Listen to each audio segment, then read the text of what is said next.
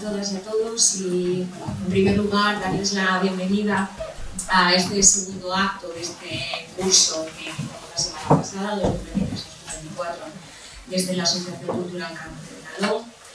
En este caso contamos con una figura, creo que por todos y todas conocida, Xavier Vidal Folch. Como bien me imagino que saben, trabaja en el diario El País, por supuesto, en este caso desde el año 1982, director también adjunto del mismo desde 1989. Asimismo, fue responsable de la edición del propio diario en catalán hasta marzo de 2009 y también tuvo el papel como presidente de World Editors Forum desde diciembre del año 2008. Además de esta labor precisamente vinculada con este diario, donde aborda cuestiones relacionadas con política, economía y sociedad, en este sentido podemos remarcar las últimas aportaciones, como puedan ser en relación con la selección de fútbol femenina, que creo que nos interesa mucho, especialmente a las mujeres. También, por ejemplo, cuestiones como puedan ser la utilización de los diversos idiomas de este país dentro del Congreso, pues cuestiones que en definitiva son de actualidad, y por supuesto también el papel de nuestro país dentro de la Unión Europea, de la Comisión Europea, cuestión de la que hoy precisamente va a venir por la que está aquí para hablarnos de ello, ¿no? Pero no me gustaría recalcar única y exclusivamente su papel dentro de la palabra escrita, sino que también es relevante, o creo que es relevante, la colaboración que lleva a cabo de forma habitual con la cadena SER, concretamente con el programa Hora 25, y además también es destacable, considero muy destacable, que en el año 2013 fuese galardonado con el Premio de Periodismo Francisco Cerecedo, concedido por la Asociación de Periodistas Europeos, y que se otorga, voy a leer literalmente, a aquellas personas que se hayan distinguido en especial por su trabajo periodístico o de divulgación, en especial aquellos que consigan transmitir trabajos originales y eviten la presión de los poderes públicos en defensa de la libertad de expresión. Por lo tanto, bueno, pues también en este sentido destacar esa labor divulgativa e informativa que lleva a cabo Xavier. Y por otro lado, y teniendo en cuenta pues que también la semana pasada presentamos las nuevas líneas, por así decir, de trabajo desde la asociación y los objetivos que tenemos en cuanto a la acción social que podamos llevar a cabo, vinculada siempre con esos objetivos de desarrollo sostenible, teniendo en cuenta lo que acabo de comentar, pues gracias a las aportaciones que llevan a cabo profesionales como Xavier Vidal Folch, pues podemos hablar de esos objetivos como puedan ser el trabajo decente y el crecimiento económico, la reducción de las desigualdades y, por supuesto, también el 16º, que es, bueno, pues no voy a decir uno de los más relevantes, pero quizás uno que tiene una visión más transversal, que es precisamente paz, justicia e instituciones sólidas. Por lo tanto, si estamos hablando, o como él nos va a hablar hoy, de España y de ese laboratorio de Europa, pues también hablamos de esa necesidad, ¿no?, de esas instituciones sólidas dentro de los distintos espectros de la ciudadanía y de la sociedad. Así que, sin más, para no robarle más tiempo, porque al final, como suelo decir, los conferenciantes son nuestros protagonistas, agradecer la presencia hoy aquí, que como puede ver, bueno, pues estamos todos y todas expectantes por escuchar esos análisis y esas reflexiones, y sinceramente pues espero que, Xavier, te sientas muy cómodo, que el público estoy segura que va a responder después de la conferencia, y en definitiva y de nuevo muchísimas gracias. Muchísimas gracias, presidenta.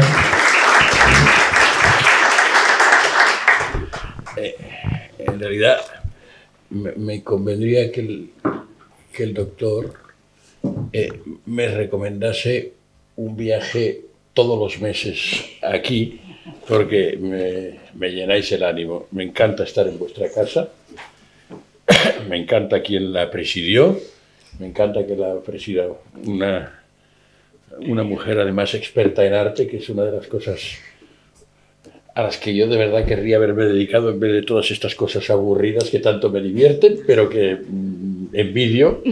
Tendremos ocasión de hablar de esas cosas. Muchas gracias. Empezamos con unos minutos de retraso justamente porque no funcionaba el micrófono, el servidor de la serie. Estaba intentando yo dictar la nota esa de minuto y medio que hago todos los días, o sea que me excusen. Presidenta, muchas gracias, pero te quiero pedir un favor. Sí, por supuesto. Un cuarto de hora antes de que sea conveniente que acabe, ¿me avisas? Sin problema. Más o menos ¿a qué hora quieres que acabe? Ay, no, yo ahí no pongo... ¿Cuál es la costumbre? Esto muchas veces va a demanda también del público cuando terminamos. Así que... No, porque para que podamos tener un poco de conversación luego. Por ¿no? supuesto. Vale, pues yo más o menos calculo, lo dicho, me siento con el público para estar ahí en contacto visual y hago una señal... Perfecto. Esos 15 minutinos antes. Perfecto. Bueno, yo sí veo que alguien se duerme. Lo dudo. Entonces te hago la señal. Vale, pero lo dudo mucho, Xavier. Me voy para aquel lado. Muchas gracias. Encantada.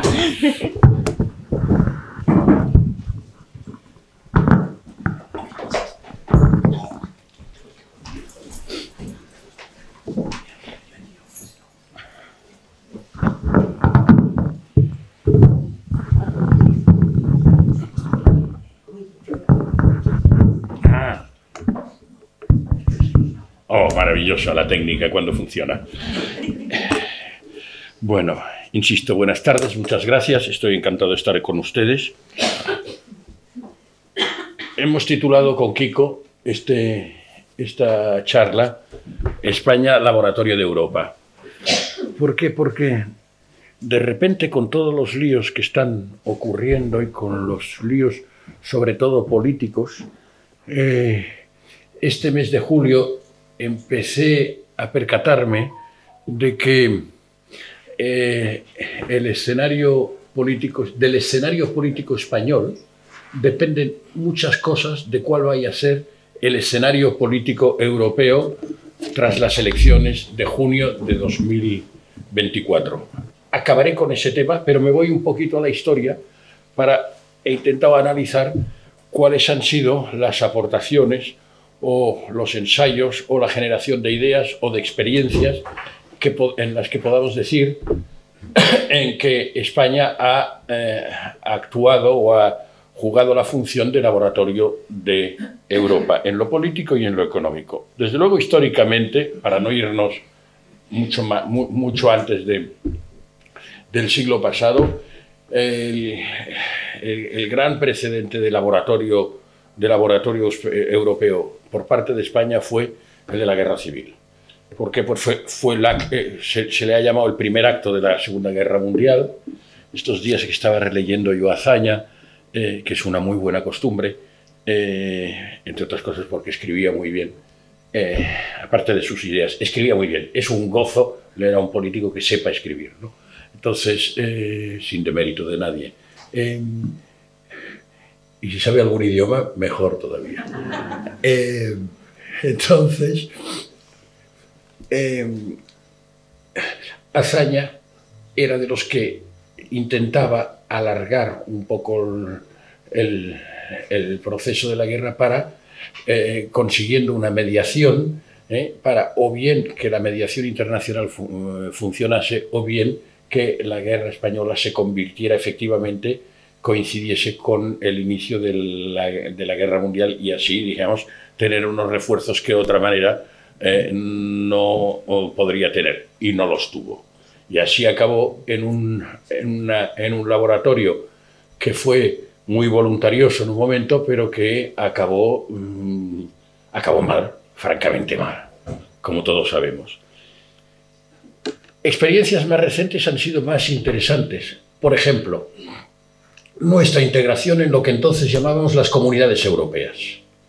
Fue un éxito total, y hay que recordarlo. Y en este país en que normalmente nos enzarzamos a decir, a concursar a ver cuánto peores somos nosotros de lo que éramos ayer y de lo que fueron las generaciones anteriores, pues no estaría mal darnos un poquito de confianza, no baladí, no frívola, sino basada en hechos. Y todo el mundo reconoce que la ampliación mediterránea de las comunidades, hoy Unión Europea, fue de lo más positivo que ha habido en la historia de la Comunidad Europea desde el Tratado de Roma en 1957. Fue, sin duda, la mejor ampliación que hubo, la Mediterránea, en la que España era la cabeza, acompañada muy dignamente de Portugal, y digamos, coincidió casi temporalmente con la de Grecia, que fue un poquito antes, que fue la menos contributiva al bien común europeo, porque desde el principio ya se plantearon muchos problemas por el retraso endémico, por la poca fortaleza del Estado democrático griego, por muchas razones que no entramos en el caso. Pero el caso es que esa ampliación fue muy importante, mucho más que la de 1973, que acabó mal, porque ya hemos visto que acabó con el Reino Unido fuera, con Dinamarca con muchos opt-outs, o sea, de cláusulas en las que no participa, hasta ahora de política de defensa, ahora desde Ucrania, como ya han visto el enemigo cerca, pues el enemigo ruso cerca, pues ya participan, no participan en el euro, etcétera, etcétera. Irlanda, que funcionó, eso es lo que ha funcionado mejor, también Irlanda es un espejo de cómo un pequeño país puede progresar extraordinariamente, aunque con unas ventajas muy extraordinarias. Una, que hablan inglés, ellos se creen que hablan gaélico, pero en realidad hablan inglés, y mayoritariamente quiero decir, y digamos, porque eso te da una potencia económica y te da, digamos, unos flujos de comercio muy importantes, sobre todo cuando el Reino Unido desaparece de Europa, todas las grandes multinacionales, españolas también, por ejemplo, la fábrica de plasmas de Barcelona, Grifols, pues tiene instalada ya grandes instalaciones, y muchas otras. Pero la Mediterránea fue la más importante. Después, en 1992 fueron los referéndums, en 1995 o así, entran Finlandia, Suecia y Austria, la ampliación nórdica, dijéramos, que ha sido bastante interesante, ha aportado, por ejemplo, la sensibilidad laboral, la sensibilidad medioambiental, sobre todo, eso es muy importante. España, ¿qué aportó? España aportó, entre otras cosas, insufló la importancia del Mediterráneo, que Italia y Francia, como países ribereños, tenían bastante olvidada, y insufló la importancia de Latinoamérica como gran continente, que es el más parecido a Europa. Si un día tuviéramos que mirar con el catalejo desde la Luna qué es lo más parecido a Europa que hay en el planeta Tierra, pues diríamos América Latina. En algunas cosas en caricatura, en otras cosas digamos comparativamente mejor, en entusiasmo, en juventud, en muchas cosas. No en estabilidad, no en madurez de la economía, etcétera, etcétera, pero sí en muchas cosas culturales y de todo. De cocina, por ejemplo, de gastronomía, que es muy importante también. Bueno, eso aportó España y ha ido aportando muchas cosas. Pues el concepto de ciudadanía europea, que se incorpora al Tratado de Maastricht, ha incorporado la importancia de la cohesión, que ya estaba en el Tratado de Roma, pero de la cohesión, que no es solo una política, es también un presupuesto. Durante el mandato con aliados, naturalmente, durante el mandato de Jacques Delors, entre 1985 y 1995, se duplicaron lo que se llaman los fondos estructurales, estos que nos han servido para hacer escuelas y carreteras, el FEDER, el Fondo de Desarrollo Regional, Europeo de Desarrollo Regional, con el Fondo Social y el Fondo Agrícola, pues se duplicó la dotación y se creó otro, el Fondo de Cohesión, que se creó en Maastricht, pero se dotó en la cumbre de Estrasburgo de 1992. Y mientras estaba batallando aquella cumbre, un tal Felipe González, que era el presidente del gobierno español en aquel momento, el jefe de la oposición iba diciendo que España estaba haciendo el pedigüeño. Os acordaréis de aquello que tanto reforzó la posición española. Siempre hay una tendencia de alguna familia política en España, que no hace falta concretar, que tiende a que tiende a ayudar mucho al gobierno, si no es el suyo, en digamos, las negociaciones europeas. Eso le llaman también patriotismo, ¿no? Bien, luego la ampliación, de forma que eso funciona muy bien. Para quien le interese digamos, un poco el balance de todo esto, acaba de salir un libro excepcional que se llama Una pica en Flandes, del embajador representante permanente de España en la Unión Europea cuando yo estaba ahí, y antes y después, porque estuvo mucho tiempo, Javier Elorza, que es un libro extraordinario, es un libro muy, dijéramos, de los intereses españoles, pero dentro del marco europeo. Es decir, que otros dirían que es un libro muy nacionalista español, pero bueno, era su papel, defender los intereses de España e intentar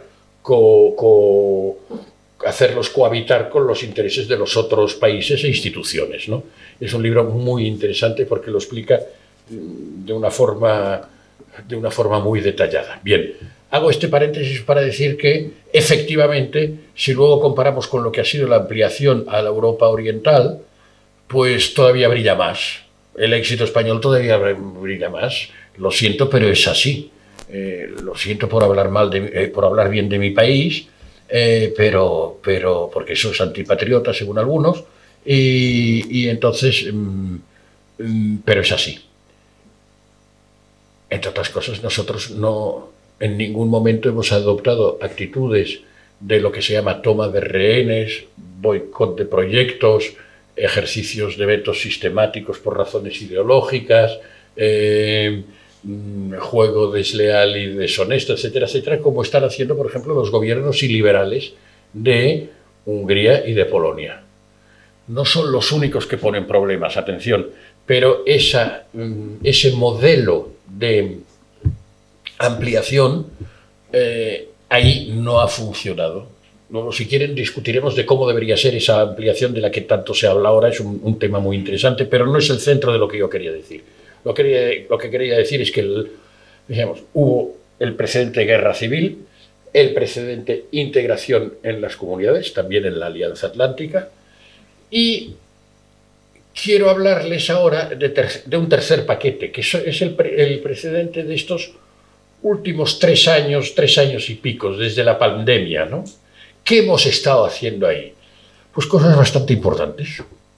Algunas no se entienden sin la presencia de españoles, que es España en forma de ciudadanos o dirigentes, o sin la influencia de España. Algunas de las más importantes. Por ejemplo, en política exterior y de defensa se han hecho unos avances extraordinarios. Es verdad que forzados por el ser o no ser de la guerra, por oponerse a las consecuencias de la invasión de Crimea por Putin y los ejércitos de Putin. El pueblo ruso es otra cosa.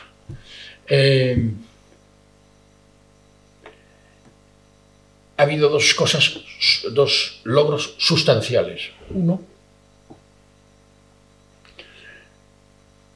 un logro de política de defensa activa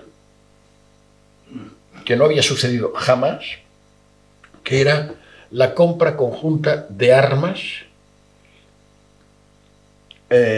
para enviarlas a la resistencia ucraniana, y la coordinación de la fabricación de esas armas y la financiación de una parte de la compra total, no solo la conjunta o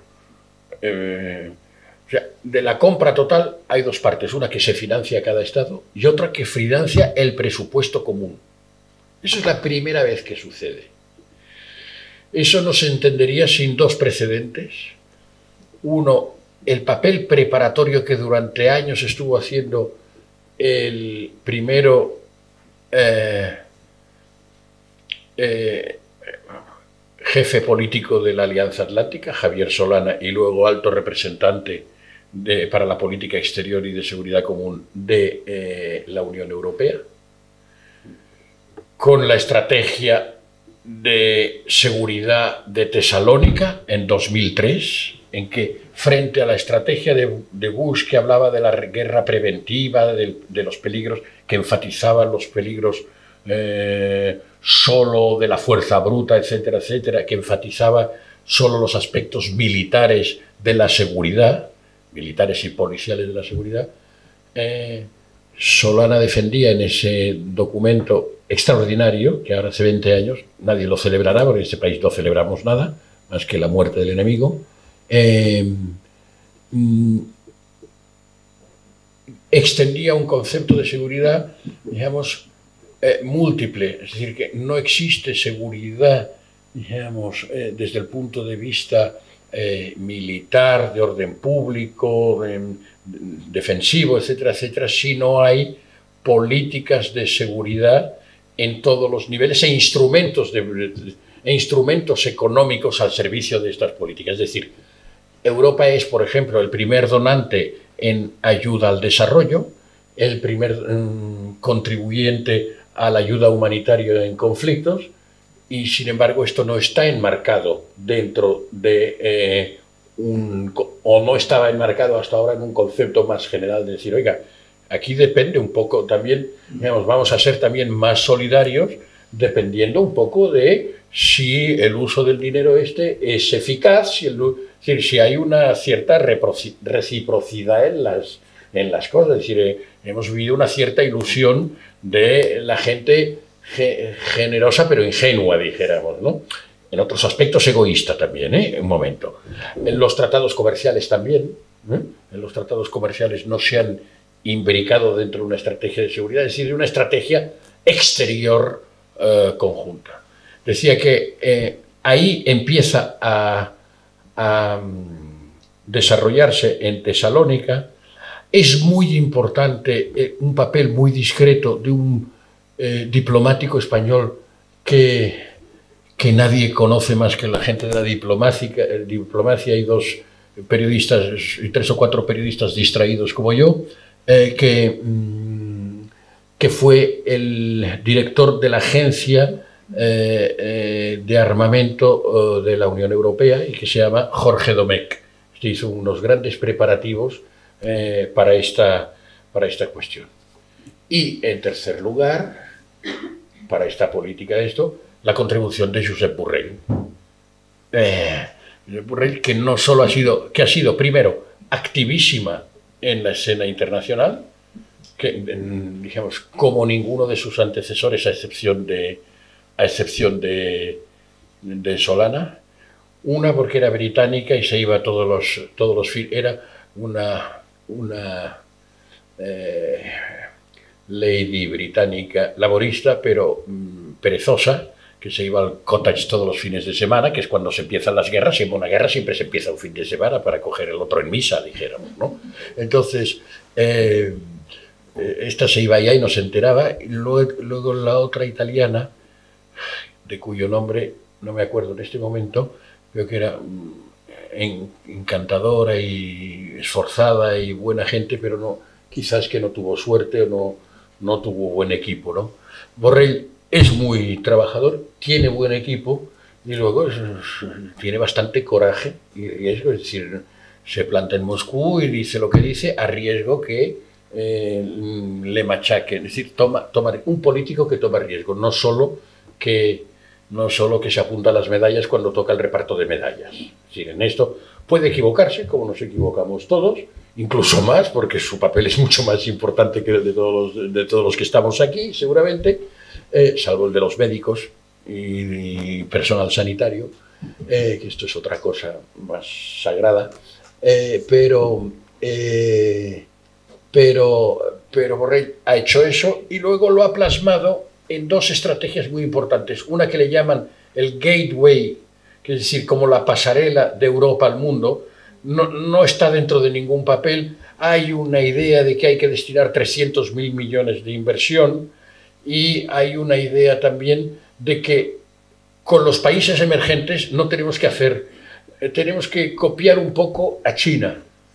Es decir, que hasta ahora estábamos haciendo 2 cosas: tratados comerciales en el que buscábamos nuestro interés, pero normalmente acabábamos haciendo muchas concesiones porque las debían y no pedíamos reciprocidad. Eso nos pasa con la China, nos pasa con muchos. Y luego ayuda al desarrollo, que nos lavaba la mala conciencia.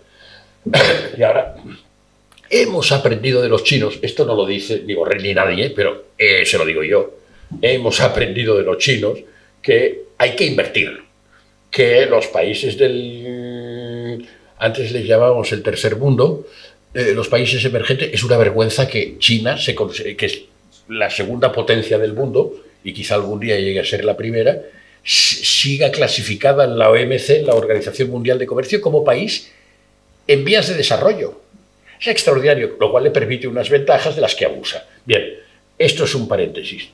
Pero, digamos, una relación buena con estos países tiene que basarse en no solo en comercio, no solo en ayuda oficial al desarrollo, sino también en inversiones públicas y privadas. El gateway, la pasarela esta, consiste en esto, y esto se ha plasmado ahora, en primer lugar, en América Latina, que decíamos que era la fotocopia de Europa en el mundo. Más o menos, o el grupo de países más parecido, ¿no? Después de años de abandono, porque yo recuerdo, en octubre de 1994, estando yo de corresponsal en Bruselas, tuve la suerte y en fin, de poder publicar el primero las estrategias que acababa de diseñar la comisión y redactar el entonces vicepresidente de la misma, Manuel Marín, era ya vicepresidente, también español, luego fue presidente del Congreso de los Diputados, sobre América Latina y sobre el Mediterráneo, que dieron lugar luego al proceso de Barcelona. Es decir, en ese sentido es en el que, digamos, España ha sido aportadora y contribuyente neta en ideas, en estrategias, en compartir sus áreas de influencias, porque me dirán, oiga, Malta no puede hacerlo esto. Entre otras cosas porque no tiene o no ha tenido la influencia histórica que ha tenido nuestro país y por tamaño. Malta es un sitio que suficiente hacen con sobrevivir, digamos, con la que les cae encima por irresponsabilidad de otros países más grandes europeos, ¿no? Bien, el tema de política exterior y el tema concretamente también de las sanciones. Nunca se habían dado unas sanciones como las que, digamos, y tan duras como estas, y que han sido 11 paquetes de momento, digamos, y que están teniendo unos efectos en la economía rusa, sin embargo, sin llevar al hambre. Rusia es un país importante y lo seguirá siendo, como el Reino Unido, incluso fuera de Europa, seguirá siendo importante. Vive peor, eso sí, vive mucho peor, ya están todos queriendo volver. Y los rusos cualquier día, si se liberan un poco del tirano, pues querrán hacer no entrar en la Unión Europea, pero querrán hacer un acuerdo de asociación estrecho, como, bueno, lo hicieron con la OTAN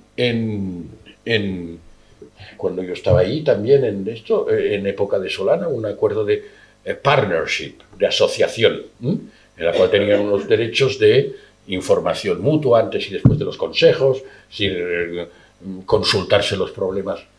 Hubo unos intentos importantes de esto. Luego se frustraron porque también hubo algunos, sobre todo norteamericanos y no solo norteamericanos, que dijeron que había que retar a Rusia y que todos sus países vecinos que entraran en la OTAN, casi si quisieran o no quisieran. Es decir, ahí hubo también errores occidentales. Bien, armas, sanciones, política exterior, nueva frontera de esta política exterior.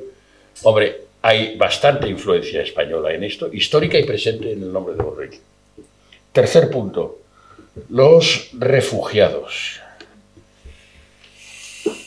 Bueno, España siempre ha sido un país de los pocos en que ha sido siempre bastante solidario. Luego tiene pecados y comete pecados. Lo de Melilla es un error, un pecado o más, todo lo que le quieran poner ustedes. Lo de la valla de Melilla y algunas otras cuestiones de estas. Pero, aparte de algunos momentos negros o grises, digamos, la actitud española dentro de Europa sobre esta cuestión es de las más abiertas, de las más liberales en el sentido positivo de la palabra liberal.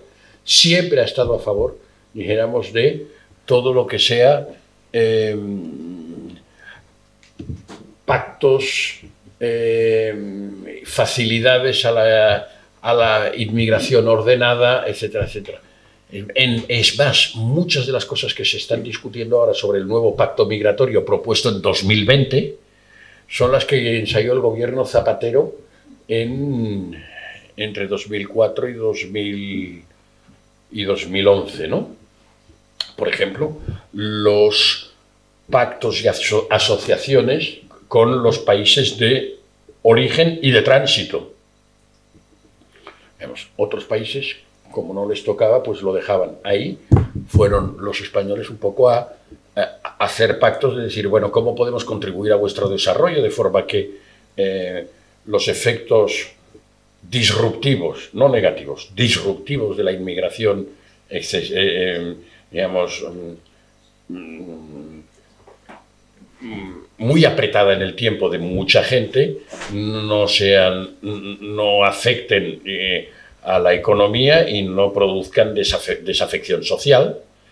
Y, digamos, vosotros nos ayudáis a intentar retener estos flujos u ordenar estos flujos, nosotros os ayudamos con inversiones, etc. Eso España es el país que más lo hizo y que más resultado tuvo. Es lo que ahora se ha empezado a ensayar con Túnez, que ya veremos cómo va.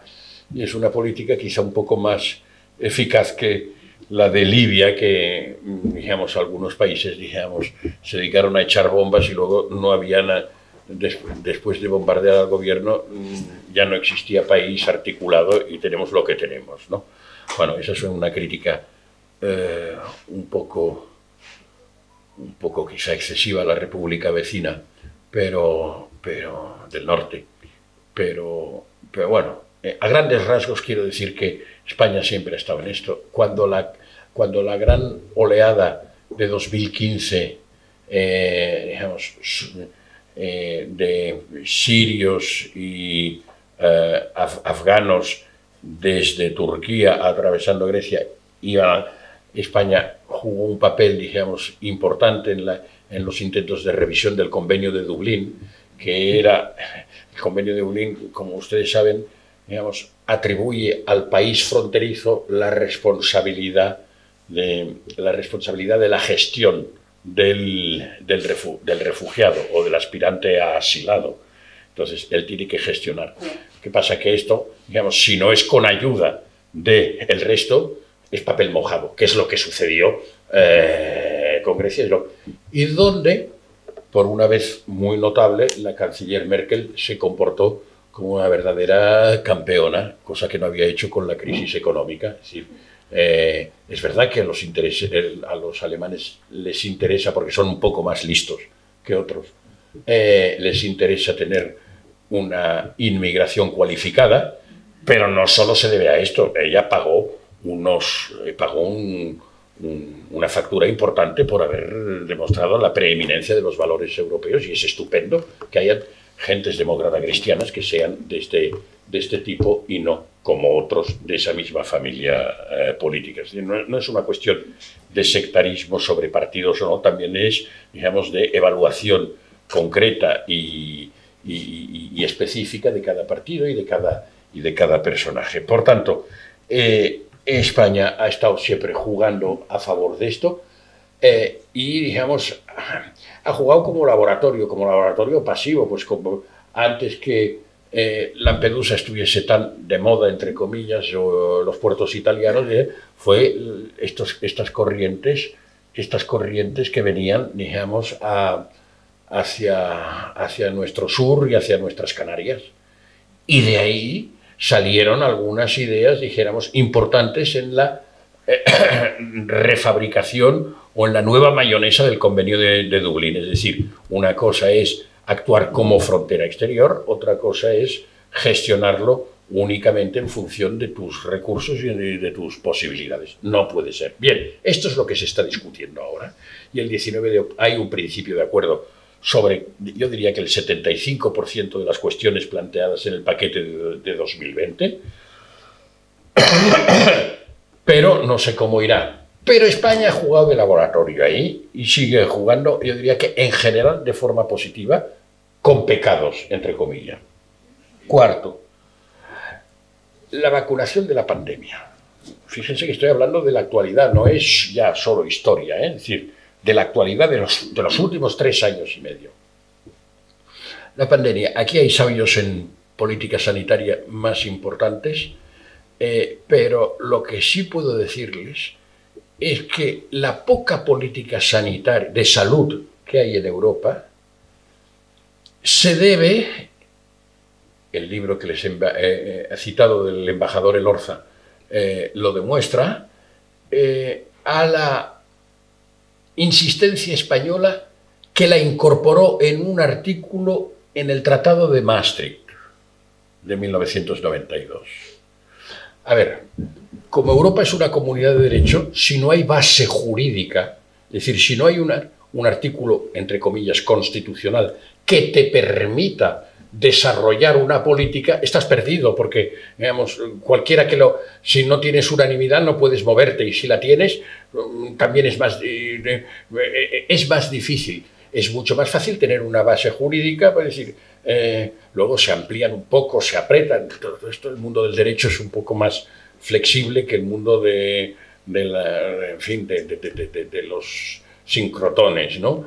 Pero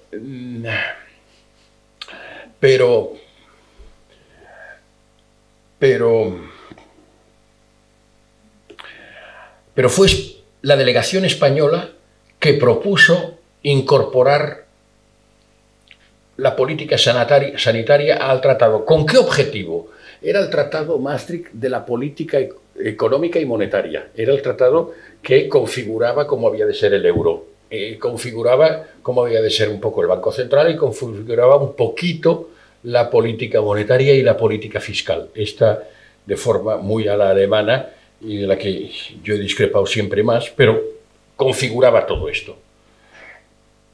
Pero no había mucha alma más. Hay un escritor notable en el Reino Unido que se llama Mark Leonard, que ha escrito una cosa muy mona en un librito que decía ¿por qué Europa liderará el siglo XXI? Y Leonard decía, hombre, Europa liderará el siglo XXI, ¿por qué? Porque superará el trauma que para sus ciudadanos supone tener una construcción política tan importante para la gobernanza europea y que, sin embargo, apenas se preocupa de las cosas que interesan más cotidianamente a los ciudadanos. La salud, la enseñanza, los servicios sociales, la dependencia, todas estas cosas. Bien, la intuición española iba por aquí, es decir, completemos, dijéramos, el constructo económico y político con el constructo de con el hecho de compartir de alguna manera competencias en las políticas sociales, que no es solo las políticas laborales, es las políticas, dijéramos, del estado de bienestar, ¿no? Ahí se puso esta base jurídica, en el artículo 129 de Maastricht y en el actual, que debe ser el 158, me parece que es. Bueno, lo encontrarán si quieren. Entonces verán que es una competencia muy modesta. Es una competencia muy modesta, es solo de coordinación. No es que la Comisión Europea tenga competencia completa, sino que la competencia que tiene es coordinar, poner iniciativas, reunir a los Estados miembros. Sigue siendo de los gobiernos, pero no es compartida, pero de alguna forma es una competencia de apoyo casi compartida. Bueno, se ha convertido de facto en una política común, no comunitaria, pero muy común. Es decir, ¿por qué?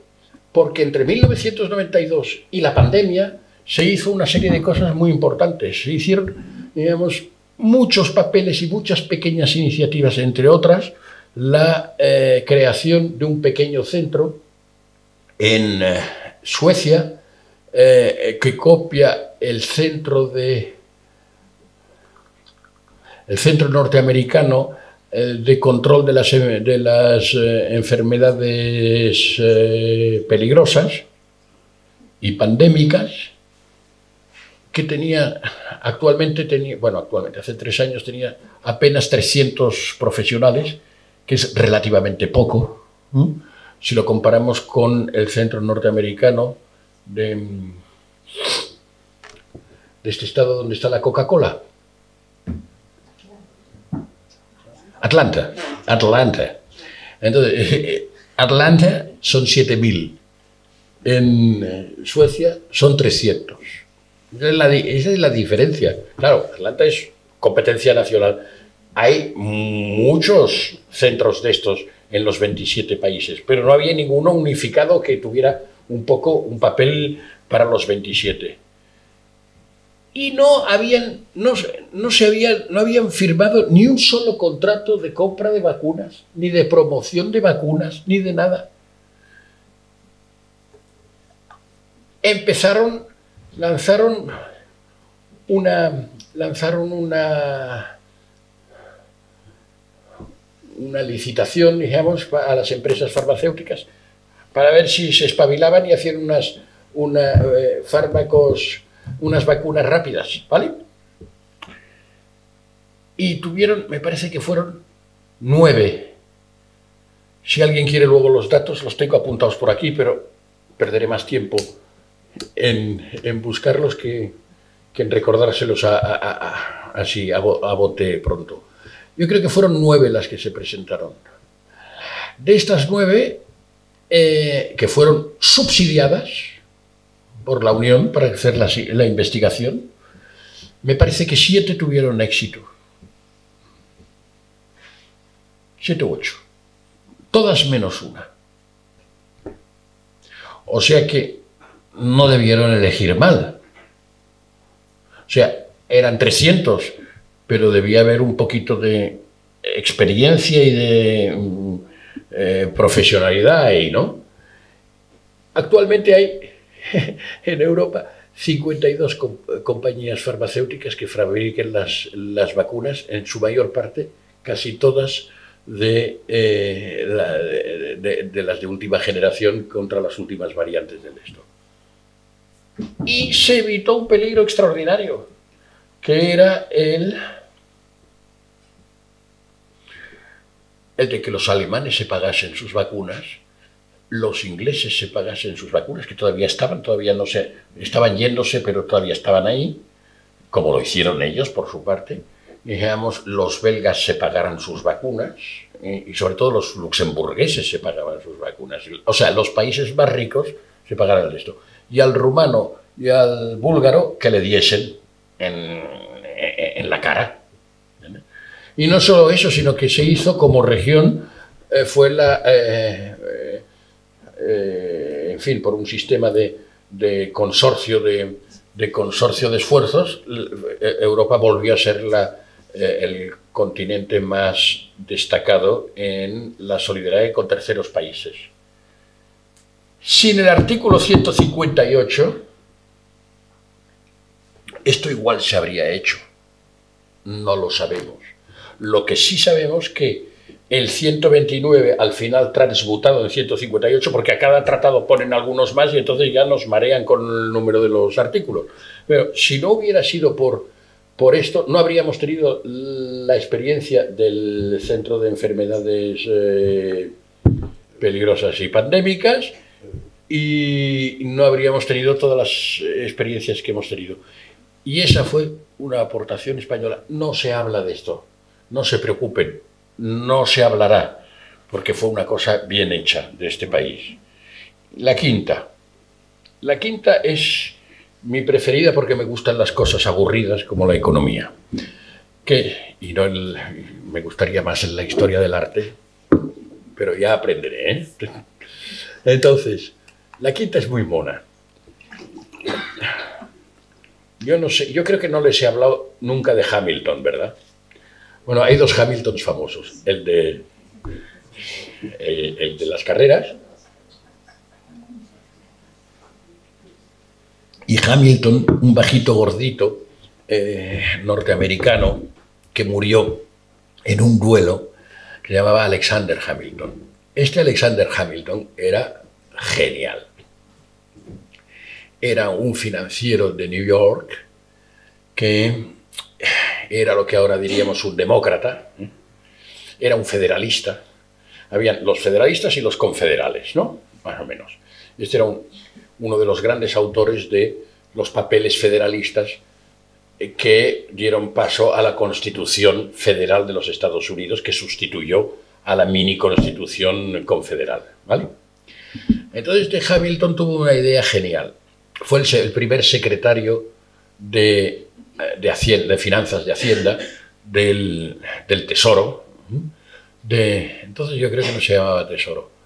No se llamaba porque no existía el Tesoro. El secretario de Hacienda de la Federación. Y dijo, aquí hemos hecho la guerra 13 colonias y pico contra el inglés. No nos olvidemos que Estados Unidos de América del Norte era una colonia de los ingleses. De los ingleses específicamente, del rey. Entonces dijo, aquí todo el mundo se ha endeudado por la guerra, para pagar la guerra a sus soldados, y están todos en quiebra. Están todos en quiebra porque no hay dinero, no se pagan impuestos suficientes, la guerra ha sido muy costosa, etcétera, etcétera. Entonces, ¿qué hacemos? Los juntamos todos y todos juntos son 13, 17, 20, las que sean quiebras juntas. ¿Qué quiere decir? Una quiebra multiplicada. Hagamos una cosa, la redemption. La redemption es la redención y mutualización de la deuda. Creemos una deuda norteamericana que los tenedores de los bonos de deuda estatales, estos que no había manera de pagarlos y de que no apenas se comercializaba en cada estado o se comercializaban a cantidades distintas, y los instituimos, o sea, hacemos un mercado nacional de deuda y hacemos un tesoro y hacemos un banco central. Lo intentó, tuvo 3 bancos centrales Estados Unidos antes de tener la actual Reserva Federal, o sea que ellos han ido bastante lentos, no han ido tan deprisa, bastante lentos. Hasta 1913 no tuvieron la actual Reserva Federal. Total, y hagamos un presupuesto. El presupuesto, por cierto, era del 2%, el primer presupuesto Hamilton, que es casi el presupuesto de la Unión Europea actualmente. Bueno, debería ser más alto porque ahora los norteamericanos tienen un presupuesto federal que multiplica por 10 por lo menos esto del 2%. Bien, eso se le llama la mutualización de la deuda. Es lo que hemos hecho en el año 21, el 21 de julio del 21 fue, ¿no? ¿Verdad? Sí. El programa Next Generation, ¿verdad? Perdón, 20.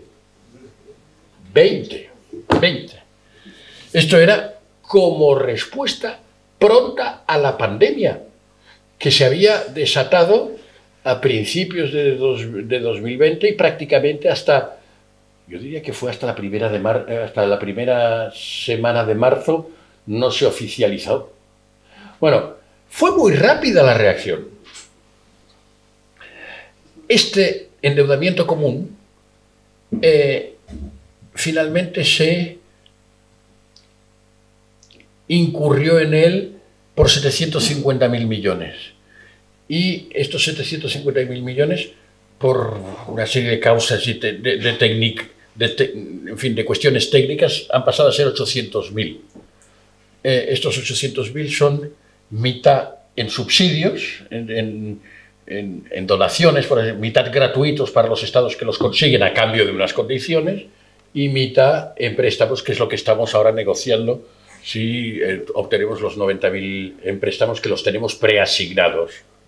Pero son, digamos, necesitan mucho contraste porque el dinero no se tira, y más si son 27 los que están vigilando que no se tire. Cada uno a veces lo dilapida, pero entre 27 todo el mundo se mira, o sea que... Y ahora se dice que el plan de recuperación de estos 800.000 millones, España no ha tenido nada que ver. España lo gasta lentamente, es verdad que no lo gasta muy rápidamente, es muy difícil porque son inversiones y, digamos, la Unión Europea está muy acostumbrada a controlar el gasto, no a estimular el gasto, atención, tiene un problema. Es decir, es como un médico que está acostumbrado a tratar el cáncer y le dice, no, mire usted, ahora usted tiene que tratar las rodillas. Pues tiene que hacer un aprendizaje, y los Estados miembros lo mismo, que tienen aparatos limitados para invertir tanto, porque habíamos condenado la inversión pública, porque, digamos, toda la etapa neoliberal desde el Consenso de Washington, etcétera, etcétera, decía que la inversión pública era una tontería, cuando se ha demostrado que es lo contrario, lo siento. Entonces, ¿qué ocurre?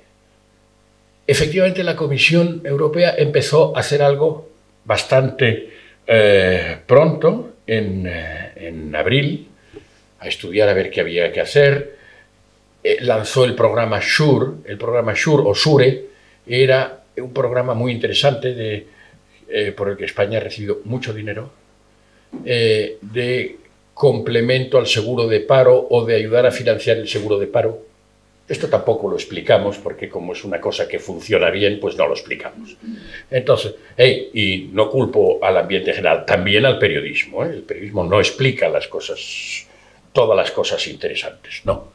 En asesinatos somos muy buenos, en lo otro ya no tanto. Y sobre todo si son en asesinatos en Tailandia y con descuartizar a un médico, etcétera, todavía se explican mejor. Bien, el caso es que mejor, o con más ficción, que esto, bien. El caso es que España estuvo al principio de esto, porque la Comisión proponía esto, proponía ampliar el capital del BEI, el Banco Europeo de Inversiones, al que ahora es candidata la vicepresidenta económica. Voy acabando. Propuso el programa SURE, que estuvo muy bien. Se hablaba de este programa. España había sido uno de los que había excitado más el debate. He de decir que para estas cuestiones hubo algún papel, algún documento que circuló el gobierno Rajoy en su última época bastante positivo. Y pese a que la tradición europeísta, digamos, de la derecha de este país, pues tiene sus vaivenes, ese fue un vaivén muy positivo. ¿Y qué ocurrió? Pero faltaba, en todas las propuestas de la Comisión, faltaba una cosa, que era la mutualización de la deuda. Hacer como Hamilton, aunque fuese más lentamente. El pobre Hamilton, 40 y pocos años, y murió de duelo por alguien que le había acusado de un problema de cuernos, y él no había tenido nada que ver, porque estaba todo el día contando pasta. Bueno, su historia es muy desgraciada, pero gloriosa. Personalmente desgraciada, pero gloriosa para la historia del federalismo. Bien. Miren ustedes, he buscado en mi archivo para ustedes 2 papeles. Uno es este. Es el non-paper español sobre una estrategia de recuperación europea. El 19 de abril de 2020. ¿Qué dice este papel del gobierno español? Non-paper es el papel que no es posición oficial, sino que es posición oficial, pero que se distribuye oficiosamente para crear ambiente y para crear discusión. Y todo el mundo hace non-papers. Los diplomáticos se divierten mucho con esto, y los periodistas también. Bueno, entonces, dice cosas verdaderamente extraordinarias. Por ejemplo, que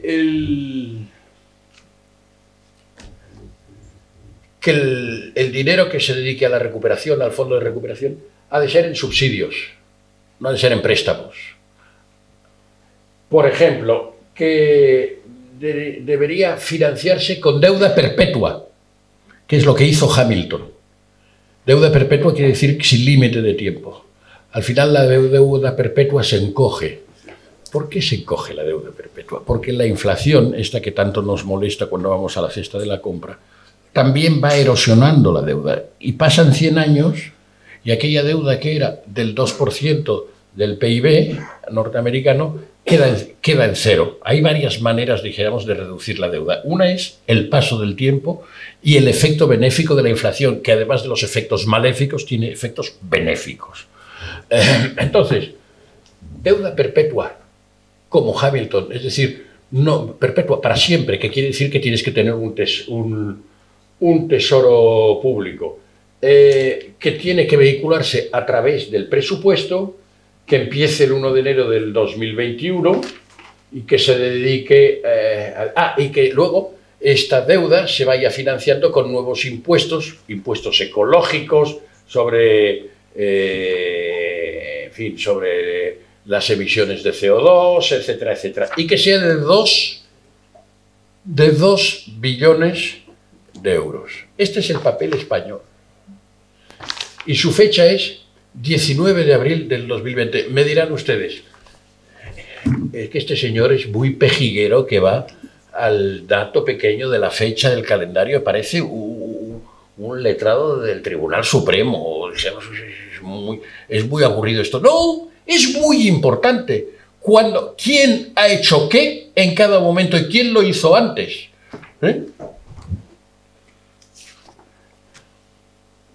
Por ejemplo, cuando uno tiene 6 hermanos y es el tercero, como es el caso, digamos, hombre, para mis 2 hermanos mayores es muy importante ser los mayores porque mandan más que yo. Entonces tengo que tener una cierta habilidad para intentar, digamos, ganarles la mano en las discusiones familiares de otra manera.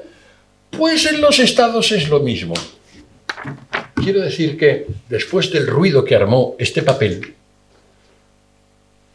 un mes después, el 18 de mayo, hubo no un non-paper, sino una iniciativa franco-alemana para el Fondo de Recuperación, que era esto rebajado. No todo eran subsidios, mitad y mitad. Mitad subsidios y mitad rentas. No eran 2 millones, sino un billón. No era perpetua, sino que era one-off. Es decir, se hace esto hasta 2046, me parece que es que acaba, pues entonces ya se redime la deuda por el destino. Pero así todo ha sido lo más importante, que desde el punto de vista de la integración, no de la vida. Lo de la vida pues ha sido más importante lo de las vacunas, sin lugar a dudas, porque ha salvado directamente muchas vidas. Pero desde el punto de vista de la integración política de los europeos, del federalismo europeo, esto es muy importante. Y la primera propuesta importante fue la española. ¿Eso tiene algo que ver con lo que decíamos, Kiko, de que España había sido laboratorio de Europa también para las cosas buenas? Yo creo que sí. Acabo. Si les he dicho estas 5 cosas hasta ahora, hay algo que me preocupa mucho. España está siendo también, acabo como empecé, que está haciendo un poco de laboratorio político para las próximas elecciones del junio del 2024. El hecho de que quedara paralizada, dicho de otra manera, desvanecida que no quiere decir desaparecida, desvanecida la probabilidad de que hubiera un gobierno de derecha con inclusión de la extrema derecha. Y la extrema derecha, aparte de muchas otras cosas que igual a ustedes no les gustan, a mí tampoco, tiene, ya que estamos hablando de Europa, un pequeño problema. Es que es antieuropea, es tan antinacional. Ya, aparte de todo, ¿no? Aparte de todo y los orígenes ideológicos, es antieuropea. ¿Por qué? Porque es tan chauvinista, es tan nacionalista, que quieren hacerlo ellos solos. Bueno, hay múltiples casos. Entonces, en el mes de julio había una gran iniciativa soterrada, muy poco explicada, que consistía en un intento de un sector del Partido Popular Europeo, encabezado por el jefe parlamentario en el Parlamento Europeo del PPE, el alemán Manfred Weber.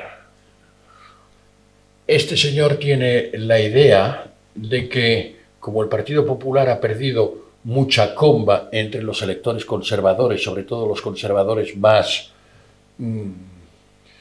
ventilados, más activos, en manos de la extrema derecha, lo que hay que hacer no es ganar a la extrema derecha, sino aliarse con ella, intentar absorberla o convertirse y poniendo una imagen más decente, que es la de la derecha convencional demócrata cristiana. Y esto lo ha ensayado, digamos, con la Fratelli d'Italia, con la señora Meloni, con la cual tiene bastante pacto.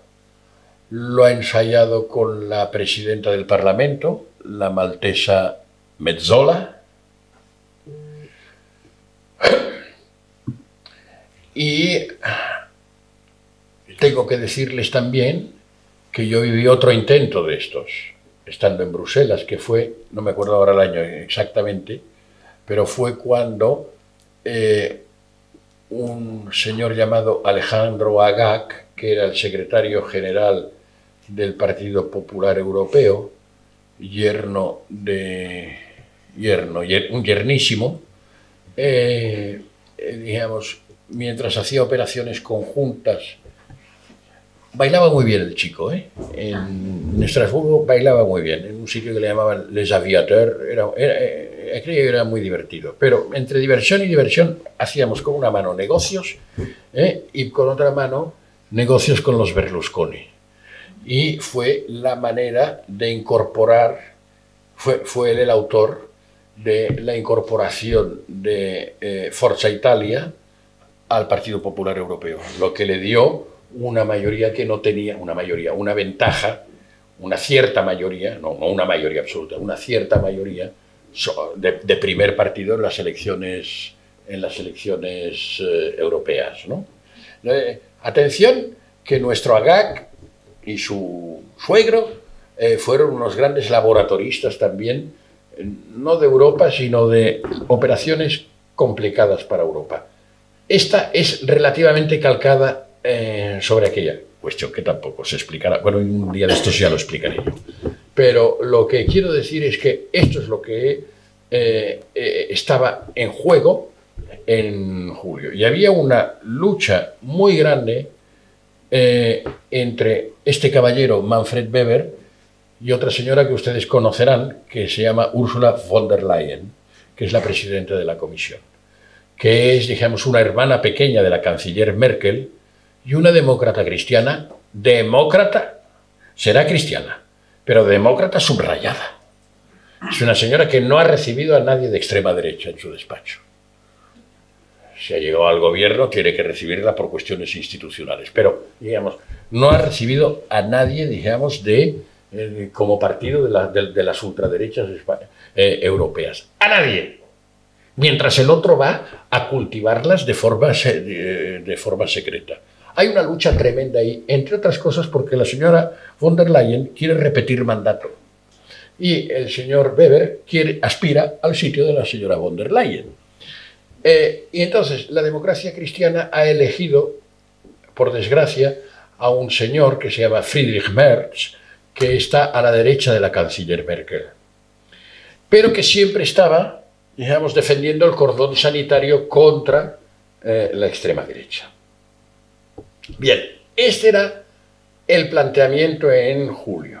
Desde entonces, por lo menos hasta el 23 de julio, una victoria de los amigos de la Operación Weber era muy buena, porque era el primer gran país en que eso se encarnaba, el PP liderando una coalición, dijéramos, de azules y negros, para entendernos, y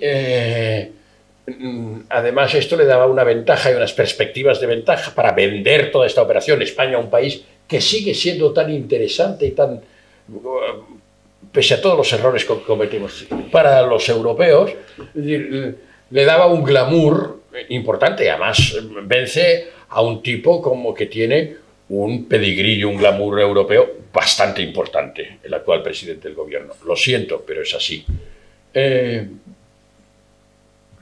Esta operación, de alguna manera, fue frenada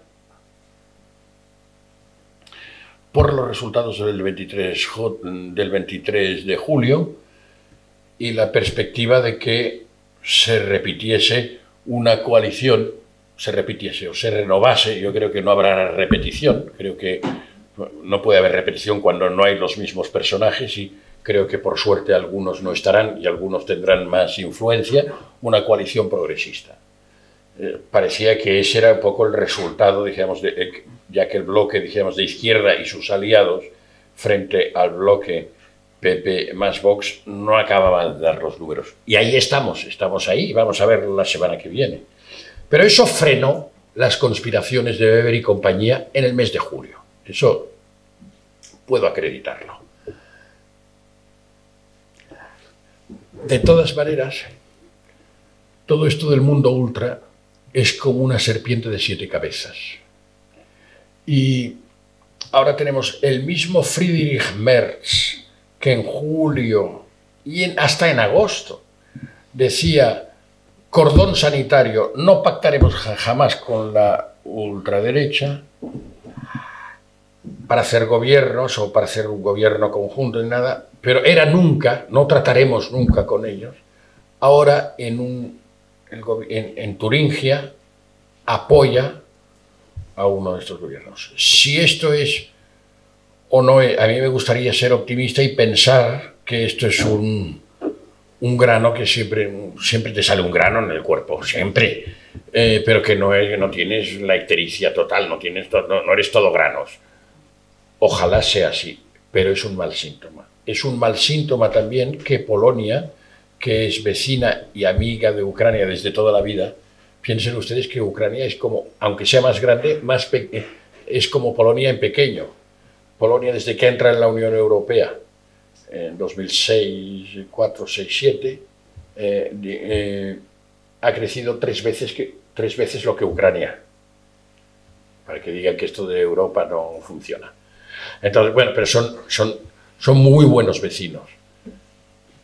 El gobierno nacionalista y euroescéptico de Polonia, digamos, que ha seguido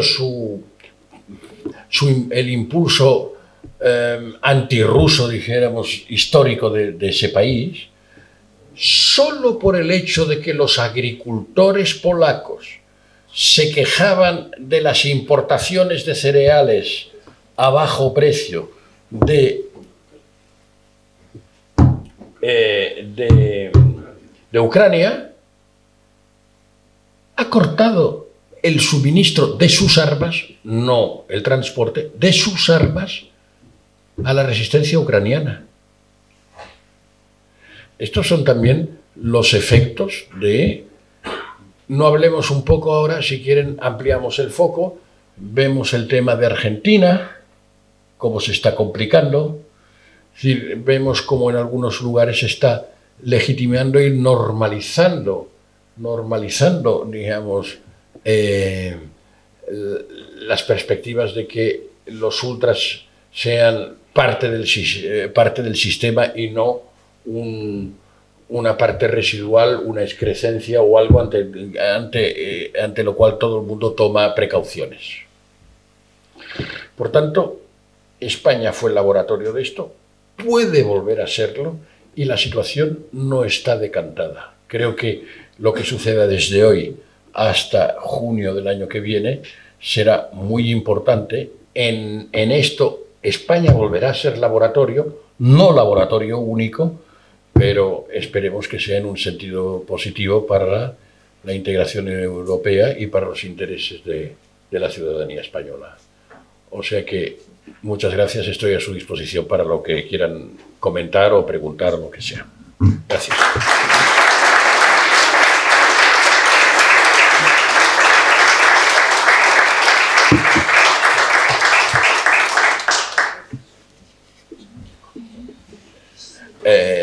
Serán bienvenidas también las intervenciones críticas o en contra, ¿eh?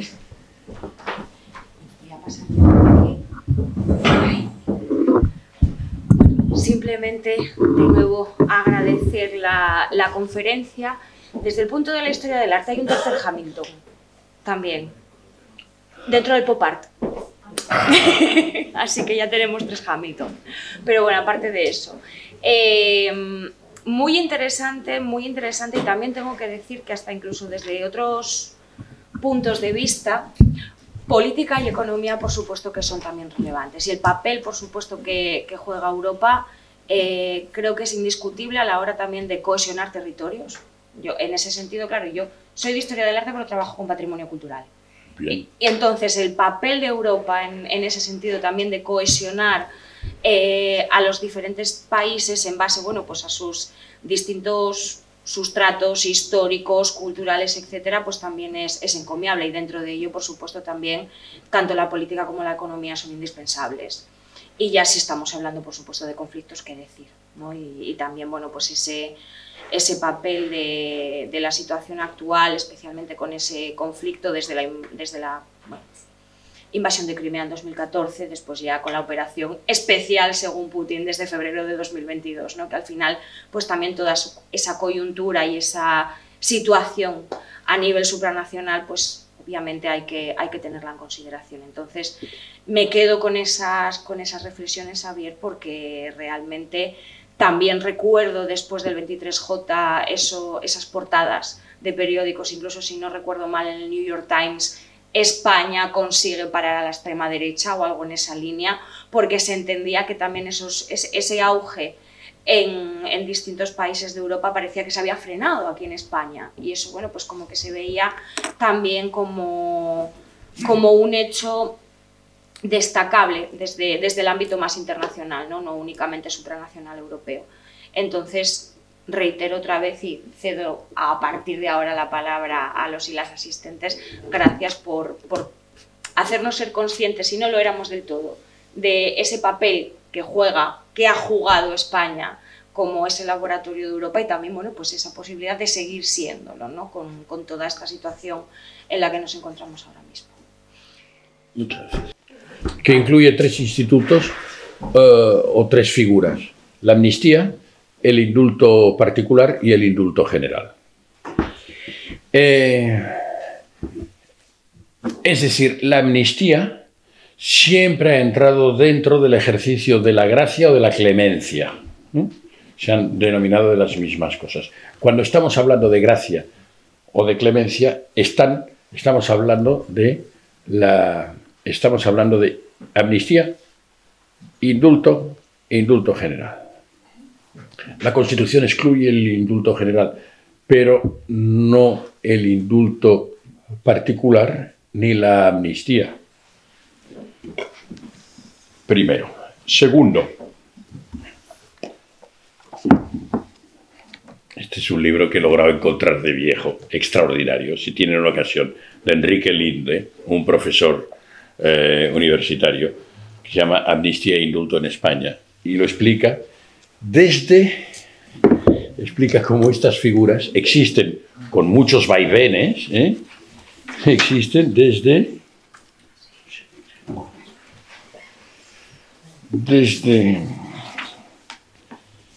en España, desde el fuero juzgo, o sea, desde el siglo VI,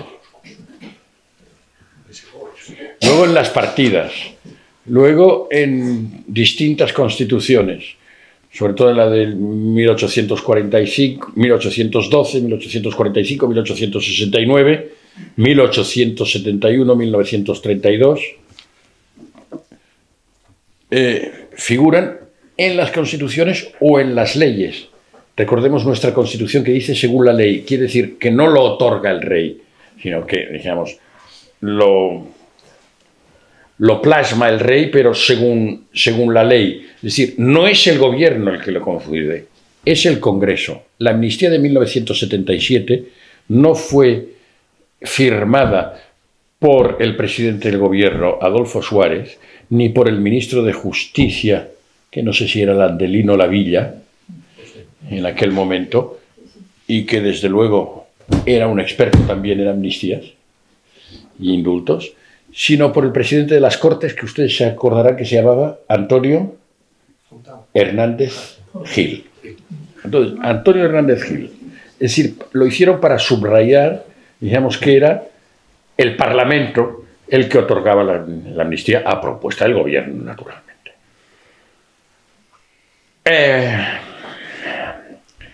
Es decir, la amnistía cabe según este criterio dentro de la Constitución porque forma parte del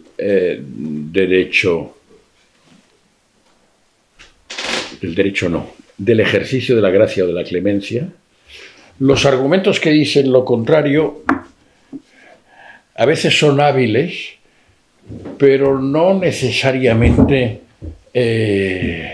bien traídos. Por ejemplo, los que utiliza el ex magistrado del Tribunal Constitucional, Manuel Rodríguez Aragón, que ahora se ha cortado el apellido y se llama Manuel Aragón, y escribe en El Mundo. Este tal Manuel Rodríguez dice, por ejemplo, que toda administración pública solo puede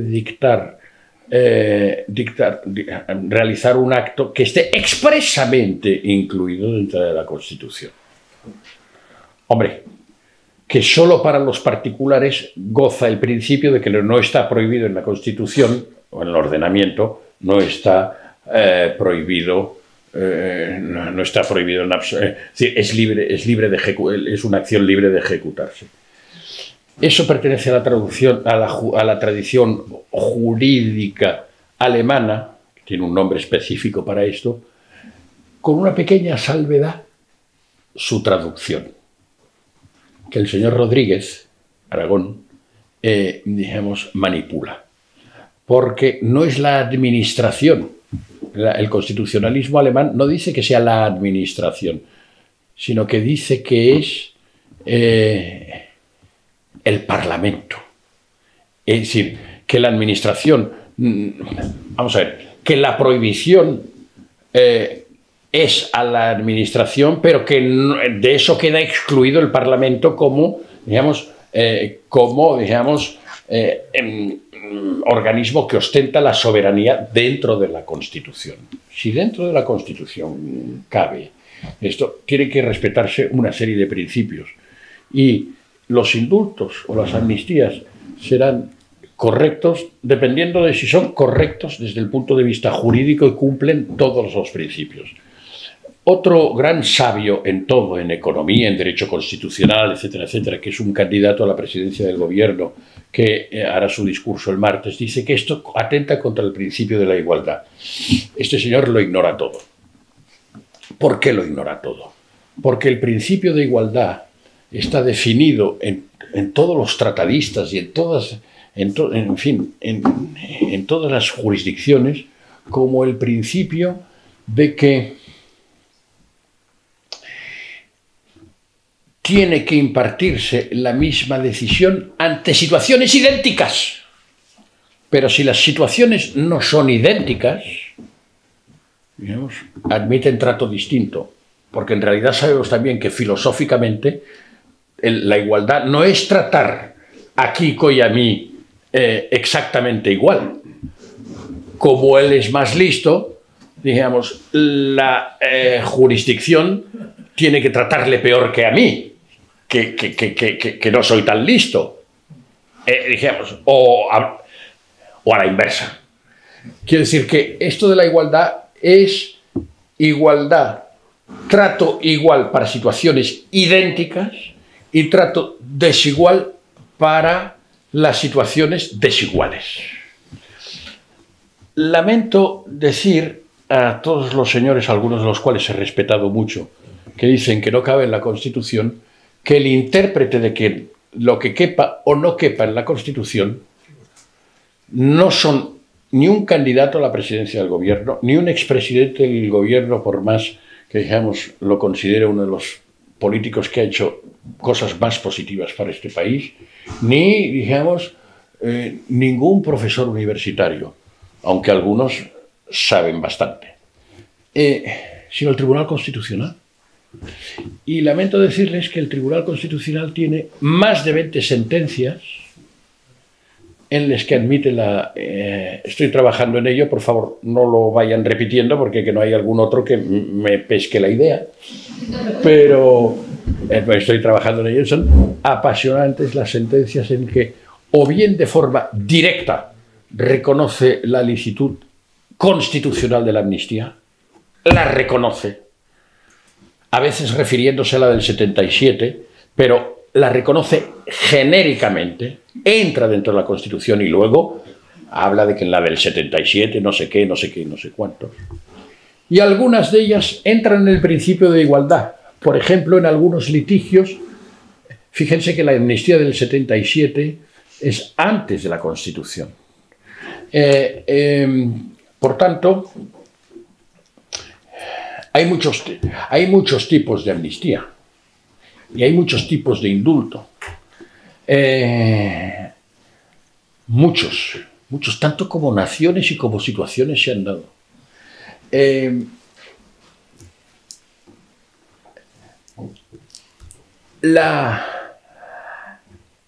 Algunas sentencias de estas del Tribunal Constitucional se refieren a un problema muy interesante, que es el problema de los funcionarios militares de la República o asimilados a militares, si podían pedir la igualación con algunos que ya habían sido amnistiados,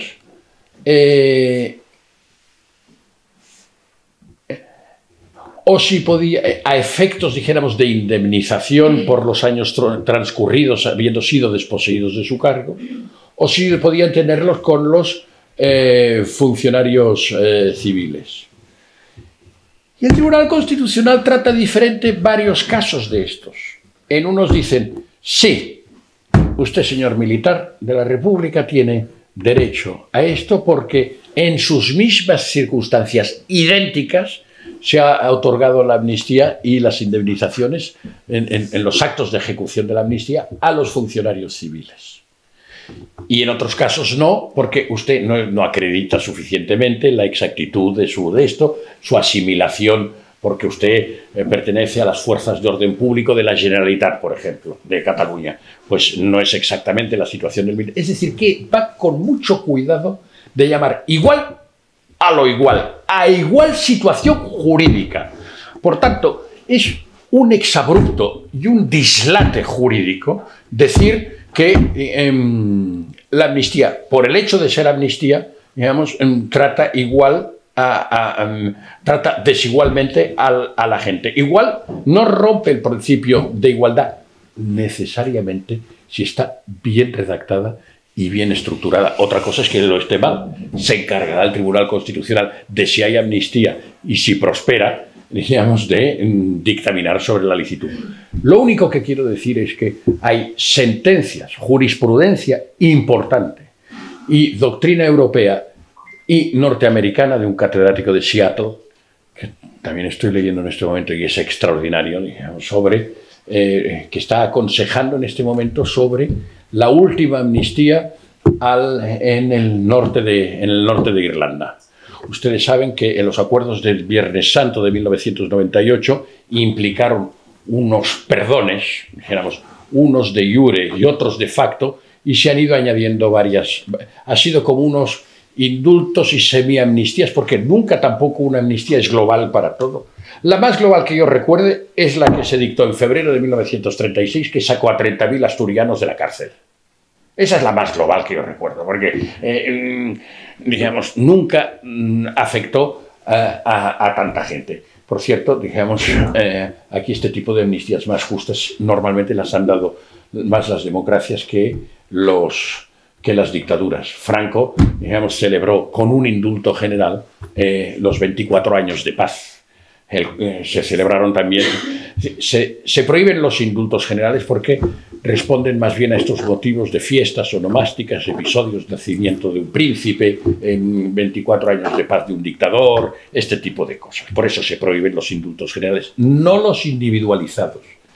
Los individualizados tenemos un precedente que son las del ministro Juan José Rosón de la UCD, que indulta, eso sí que es competencia del gobierno, indulta a un grupo importante de terroristas individualizados, a indultos individualizados, por tanto recurribles, por tanto de un grupo de ex miembros de ETA político-militar, algunos de los cuales habían tomado las armas en algún momento. era político-militar, pero alguno había que eran un poco militares. O sea, que ha habido de todo. No me refiero a las amnistías fiscales, que son las únicas que le gusta a la derecha. Las amnistías fiscales.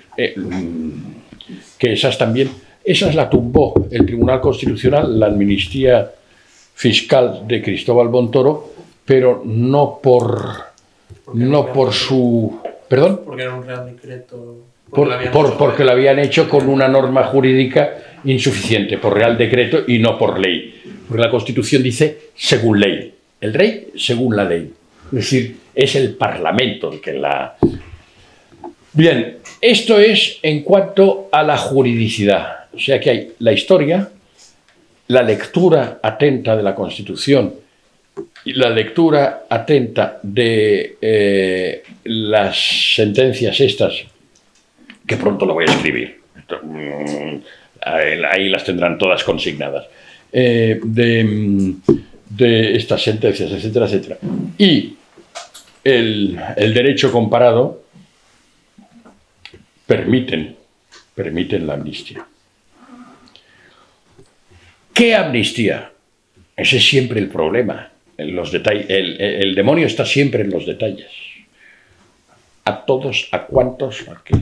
Hombre, hay algunas razones de igualdad que dicen, sí, hemos... ¿Qué amnistía?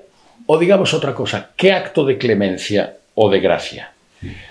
Si hemos indultado a los jefes de el golpe, porque yo creo que aquello fue un golpe y es mucho mejor hablarlo sinceramente, que decir, yo soy partidario del ejercicio de gracia y fui de los periodistas más duros diciendo que aquello había sido un golpe, porque un golpe de Estado es la reversión del orden constitucional del Estado. Esto lo explica Curcio Malaparte en Técnicas del golpe de Estado perfectamente, por métodos no permitidos en la Constitución y por métodos no democráticos. Y las leyes de transitoriedad que aprobó el Parlamento de Cataluña el 6 y 8 de septiembre de 2017, más el referéndum ilegal de del 1 de octubre, más la declaración unilateral de independencia que fue el 25 o el 26 de octubre, yo creo que aquel conjunto es un conjunto claro de golpe de Estado, no militar, porque no todos los golpes de Estado son militares, por ejemplo, o no violento, o no explícitamente violento. El de Primo de Rivera fue un golpe de Estado, no salió el ejército a la calle. Hay muchos golpes de Estado, y aquel posiblemente fue un 2.0. Quiero decir que con igual firmeza se puede defender que aquello fue un acto verdaderamente grave, que al mismo tiempo convenga olvidar el acto. Yo no soy partidario de una medida de gracia que hay de distintos tipos, que olvide la norma, sino que haga una cierta abstracción y que diga borro el hecho, hago como que la amnesia, olvido, borro de la memoria jurídica, no de la política, esa es libre, borro el hecho. Pero no es como para mí, no es como la amnistía del 1977, que implicaba, digamos, que iba a borrarse toda la legislación franquista. No es verdad que las amnistías solo se produzcan en cambios de régimen. No es verdad. O sea,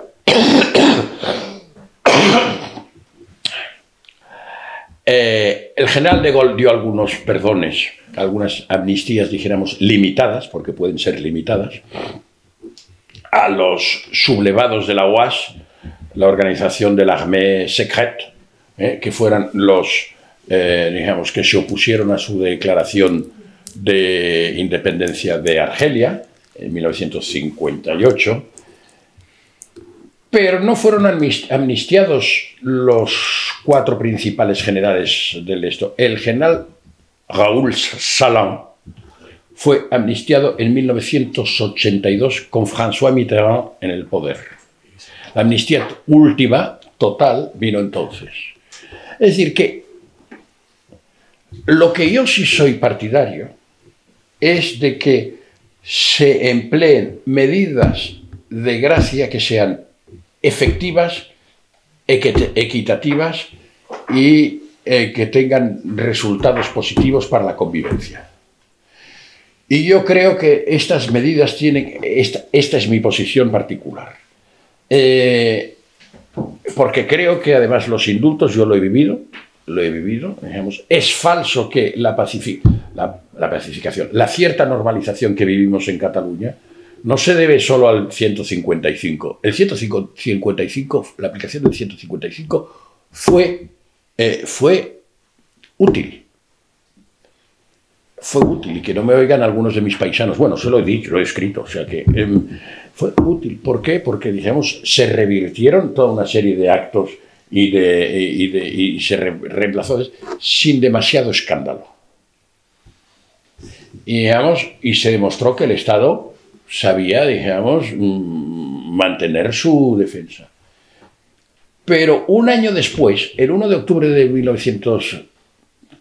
2018, continuaron habiendo desórdenes en las calles. Y 2 años después, bajo un presidente que se llamaba, creo que recordar, Quim Torra, que enviaba a la familia a ocupar el aeropuerto, que era verdaderamente, voy a abstenerme de adjetivos, en fin, quemaron Barcelona, levantaron Barcelona, casi ocuparon el aeropuerto. Es decir, que el 155 por sí solo no resolvió el problema, porque el problema es que hay un par de millones de independentistas, de los cuales una parte menguante, digamos, bueno, en los últimos votos es 1 millón, pero ha habido 2 millones, ahora es 1 millón de independentistas expresos, una parte menguante de los cuales son independentistas no de sueño, como los del PNV, sino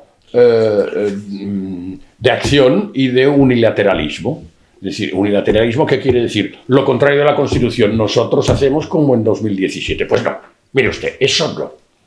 Políticamente yo creo que una amnistía tiene que ofrecer las máximas garantías, dentro de lo posible, porque nada es exacto, de que eso no va a ser posible otra vez. Esas garantías totales no existen en política, no existen, porque un cretino es siempre un cretino. Hay muchos que se descretinizan y vuelven a su estado normal, pero digamos, hay algunos irrecuperables. Bueno, esto no lo grabes, por favor, porque no me gusta utilizar este tipo de adjetivos, pero igual nos entendemos más así, ¿no? Entonces, ¿qué quiero decir con esto? Que exigir la condicionalidad a mí me parece que es algo muy importante. Es decir, y la condicionalidad es cuál, coño, usted le llame unilateralidad o no, respeto a las normas que la Constitución impone para la reforma de la Constitución. Para mí la unilateralidad es quebrar eso. Y si el decreto de amnistía o la ley de amnistía, primero, yo creo que eso sería estupendo si se puede hacer, digamos, por la vía de indulto, global, no general, global, pero individualizado a todos los afectados, con 2 condiciones: que se escriba de manera que no sea fraude de ley, que no pueda interpretarse como un indulto general, sino como el de Rosón.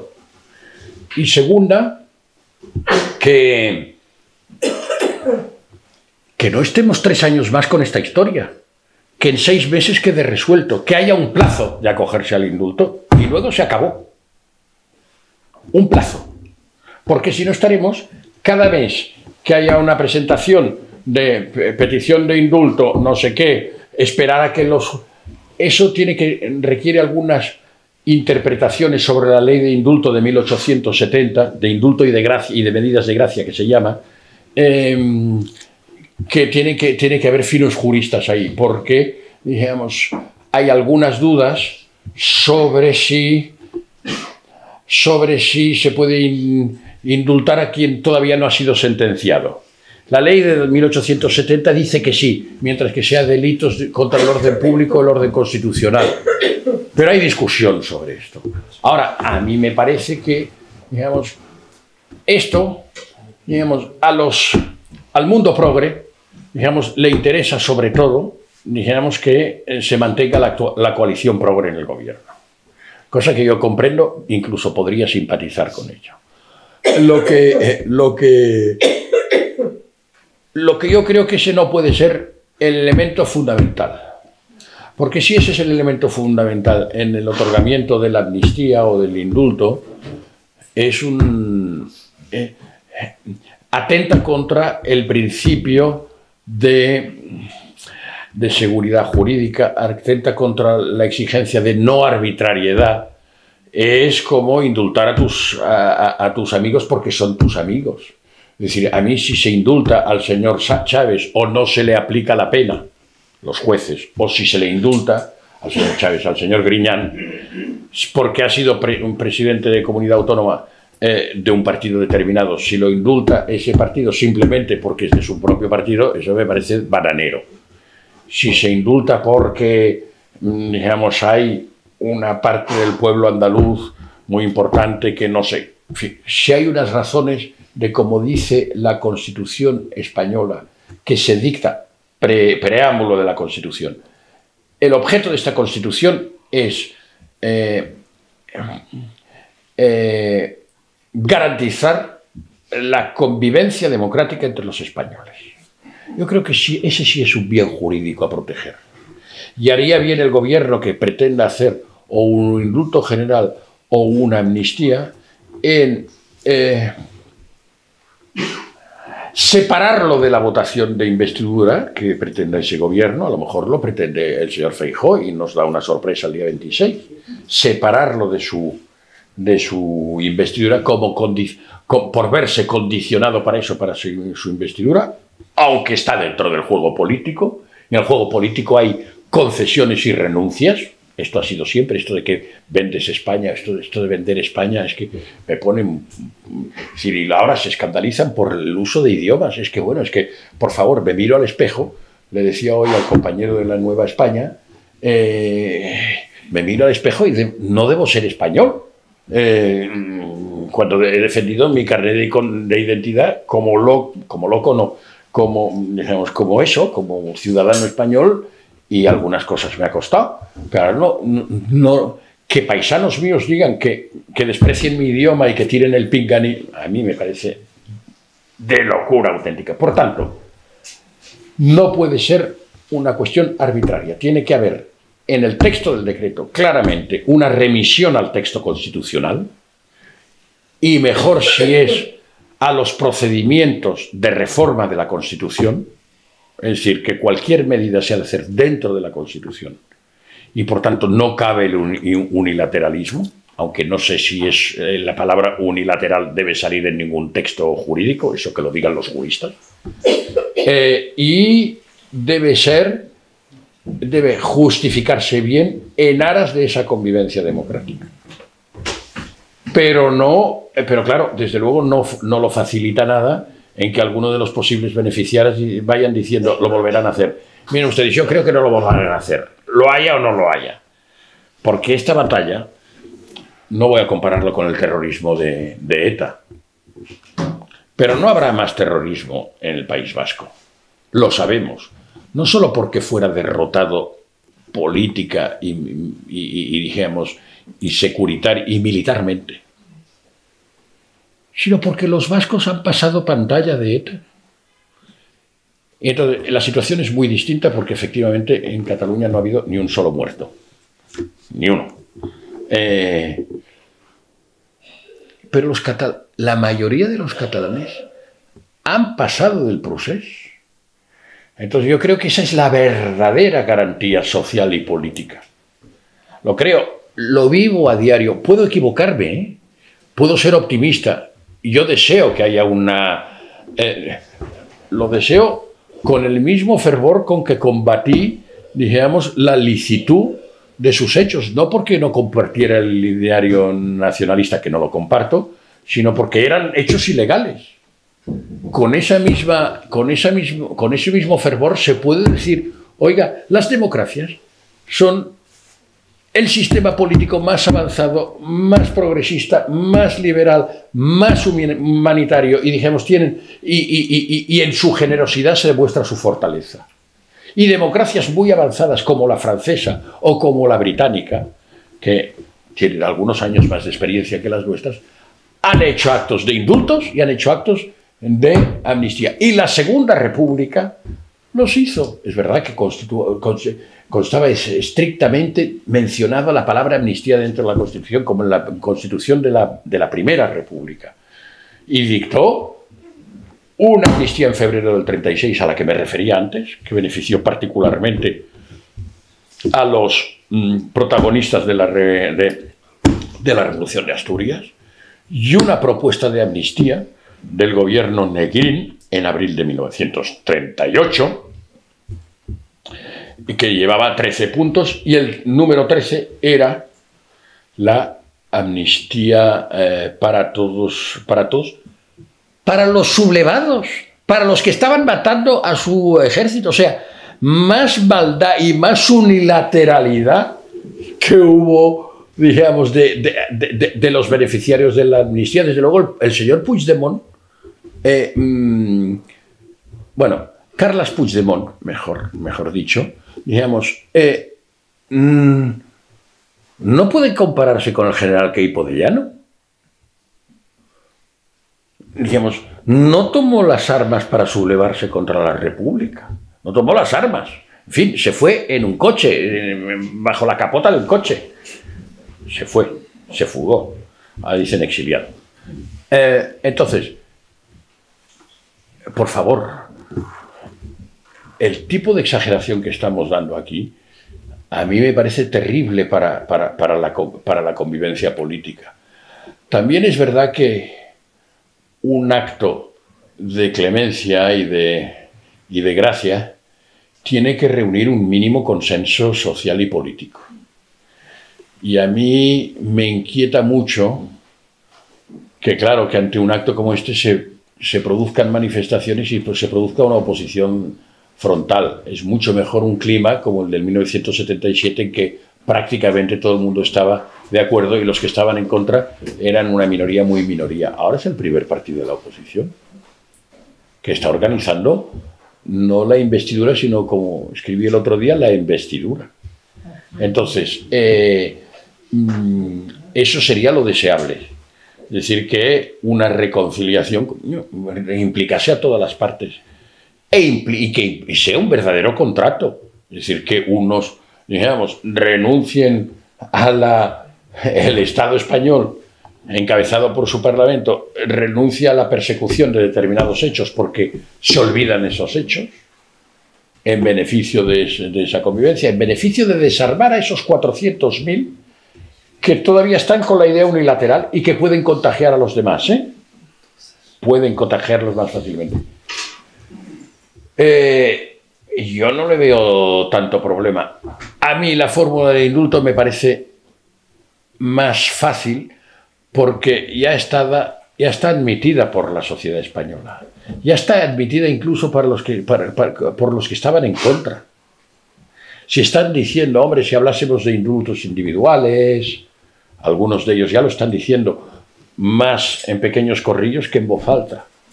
Es decir, eso tendría más fácil el consenso. Si tiene unos efectos equivalentes,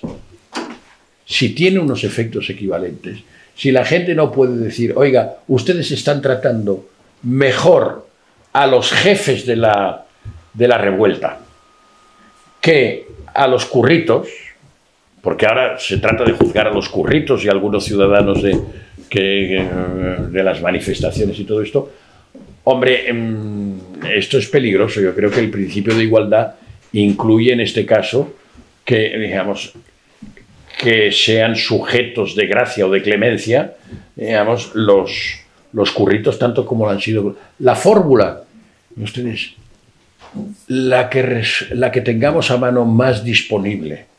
No nos cerremos ninguna. Veamos la propuesta que hace el futuro subgobierno, si el martes próximo, digamos, el Partido Socialista no está lleno, o Sumar o cualquier otro, no está lleno de Tamayos. Porque Tamayo, sabemos quién era. Ahora parece que es Santamayo. O sea, ahora estamos consagrando a Santamayo. Bueno, pues yo de esa religión no soy, de la religión que venera a Santamayo. Pero si pudiéramos poner un poquito de más calma, de buscar, de rehacer algunos consensos, de establecer un diálogo con todos sobre esta cuestión. No puede ser que el gobierno y la oposición no se hablen.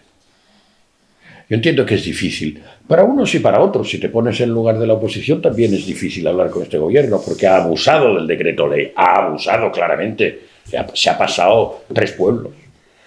Pero, hombre, que te digan que hay que boicotear al catalán, al gallego y al euskera, es que como español y como defensor del artículo 3º de la Constitución, que dice que los idiomas cooficiales son parte del patrimonio común que hay que respetar y fomentar, como catalán y como español, a mí me ofende mucho, digamos, este tipo de desprecios. Igual algún día llegamos a unos niveles de comprensión y de diálogo entre todos más altos. Mientras tanto, lo que sea más positivo, aunque cueste un poco al principio, para serenar los ánimos. Y al final, todo el mundo se apunta a las autopistas. Primero, todo el mundo protesta contra las autopistas porque nos gustaban mucho las carreteras comarcales. Pero cuando nos ponen la autopista, nos ponemos por la autopista. Y el Partido Popular estaba en la carretera comarcal del derecho a la vida entendido a la antigua y, dijimos, estaba contra el aborto. Y años después ya está a favor del aborto. A veces sucedió con el divorcio. Es verdad que algunas... Sucedió con la reforma laboral y ahora dicen que ya que es positiva. Todavía no lo han retirado su recurso del Tribunal Constitucional. Dicen que es positiva. Sucedió con los indultos. Y ahora no hay nadie que hable contra los indultos de los 13 del Procés. Nadie habla mal de aquí. Bueno, algunos sí, pero nadie es relevante. Pues sucederá más o menos. Lo que pasa es que hay, hasta que sucede un poco la introducción de mayor calma en la política española, pues tardará un tiempo, porque algunas posiciones la gente que las ostenta necesita tiempo para digerir. Y esto es lo que a veces no se dan cuenta la gente más, perdón, porque aquí más adolescente, más joven o más radical. Es decir, no, esto venga, tenemos la razón, pues paz fuera. Bueno, hay gente joven aquí, o sea que ya por eso he dicho adolescente. Entonces, hay gente que necesita tiempo, y tiempo para que se les explique. Y yo creo que si el presidente del gobierno está en esta posición, que no solo intuyo, sino que infiero y un poquito más, tiene que explicarla muy bien. Tiene que intentar convencer.